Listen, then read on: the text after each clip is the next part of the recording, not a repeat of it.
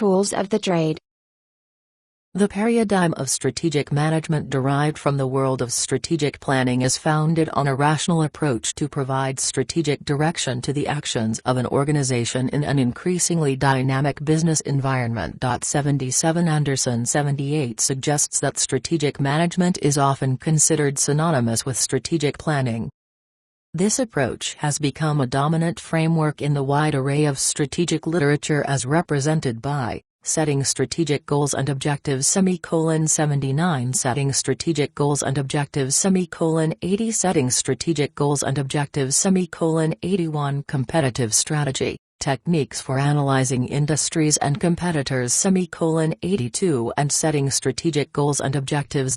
83 Many of the contemporary textbooks on strategy support the dual theme of planning and emergence.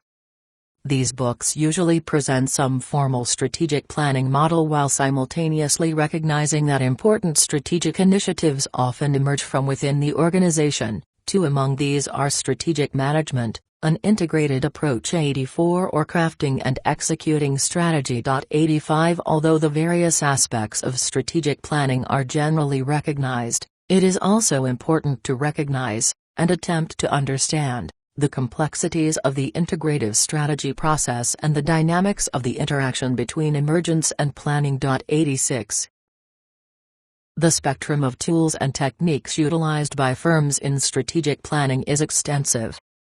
An examination of these tools and techniques reveals four commonly utilized types. They include scenario or what-if analysis, analysis of key or critical success factors, financial analysis of competitors, and SWOT analysis. The first, scenario or what-if analysis, is formed by describing a future situation and the corresponding course of events enabling the firm to progress from the original situation to the future situation. There are two major types of scenarios: exploratory, starting from past and present trends and leading to likely futures, and anticipatory or normative, built on the basis of alternative visions of the future. The major activities of the scenario approach include identifying the key variables, which is the purpose of a structural analysis, identifying and analyzing the potential actions of those external to the organization, thus identifying key questions about the future, and attempting to reduce uncertainty about those key questions and then to pick the most probable course of action or scenario. 87 As demonstrated previously, the scenario approach requires the analysis of key or critical success factors internal to the organization. This, coupled with financial analysis of competitors, imply consideration for the external influences on the organization. These activities, when taken together, are also reflected in the assessment of the opportunities and threats driving the SWOT analysis often employed by firms. The internal analysis is that portion of the SWOT associated with the strengths and weaknesses, whereas the external analysis examines the opportunities and threats presented to the firm. Another frequently used tool that expands the external analysis to the broader view of the industry is Porter's 5 Forces, Industry Attractiveness Analysis. At its simplest, Porter's 5 Forces model examines existing rivals and the threat of new entrants, potential for substitutes, and the power or force exerted by the suppliers and customers on the organization. This approach provides integral components of the external appraisal of the organization, leading to a more considered view of the opportunities and threats facing the firm. 88 Another tool that has contributed to the strategic planning process is the balanced scorecard, as conceptualized by Kaplan 89 and further expanded upon by Norton. 90 What the balanced scorecard does is to extend traditional financial measures of the firm's performance by injecting the perspective of the firm's customers, the performance of internal business processes, and the ability of the firm to continue to learn and grow.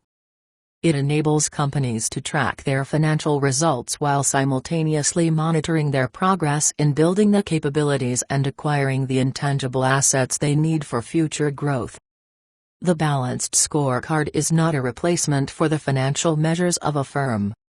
It rather complements them by integrating accounting and financial information into a management system that focuses the entire organization on implementing its long-term strategic plan and strategy. The preceding text touches upon a few of the more prevalent tools used in the realm of strategic planning. It is by no means an all-inclusive study of the field of strategic planning, and the tools and approaches accompanying it continue to evolve and develop. Just as the environment in which business and commerce operates takes on new dimensions and complexities, so too must the tools that allow firms to successfully compete adapt. Keeping in mind Gauss's principle, as discussed at the very beginning of this chapter, competitors making their living in the same way cannot coexist.